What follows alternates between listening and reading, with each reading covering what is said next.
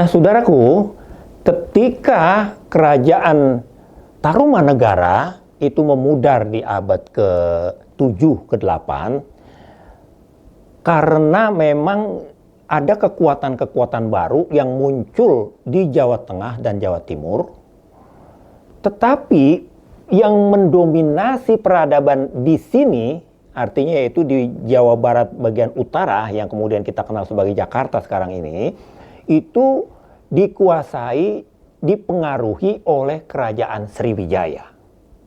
Nah, disinilah kemudian menurut beberapa dugaan, meskipun elit-elit, pangeran-pangeran, penguasa-penguasa yang ada di keraton, baik mulai Salakanegara, Tarumanegara, keraton-keraton lain, menggunakan alat komunikasi dengan bahasa Sangsekerta dengan huruf Pallawa itu, karena kita bisa lihat dari prasasti-prasasti yang ditanam pada masa itu, tetapi rakyat di sini kemudian lebih asyik ngomong dengan caranya sendiri.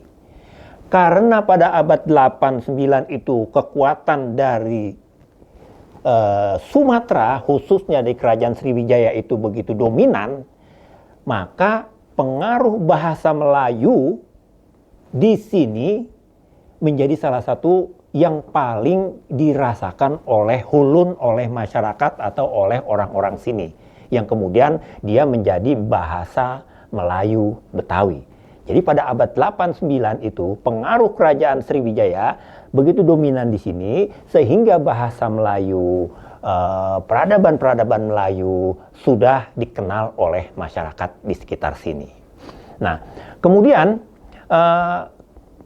ketika muncul kekuatan-kekuatan baru di Jawa Tengah, di Jawa Timur itu, maka kontrol terhadap kawasan Jawa Barat bagian utara itu agak kendor. Dan cerita pengaruh dari si kerajaan Sriwijaya itu memang lebih kuat.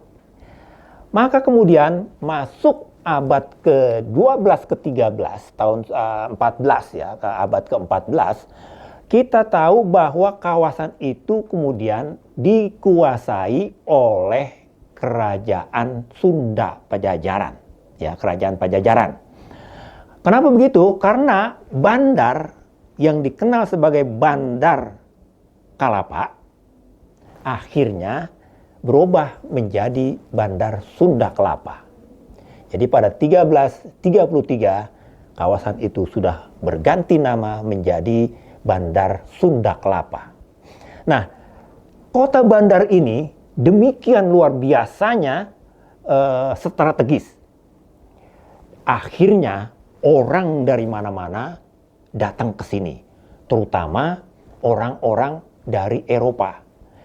Yang pertama kali bernegosiasi untuk ngaso, untuk mencari tempat tinggal, untuk mendirikan kantor di sini adalah Portugis. Dan si Portugis ini kemudian berhasil melakukan kerjasama ekonomi dan keamanan dengan kerajaan Sunda Pajajaran.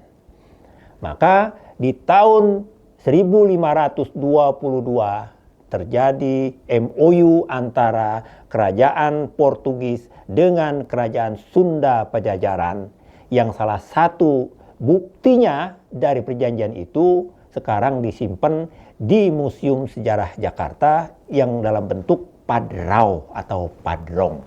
Disitulah perjanjian keamanan dan ekonomi bahwa kerajaan Sunda menjual seluruh rempah-rempah pertaniannya kepada Portugis. Portugis membantu keamanan dengan memasok persenjataan dan teknik-teknik pertahanan di dalam kemiliteran. Nah, jadi seperti itu. Itu yang pertama ya.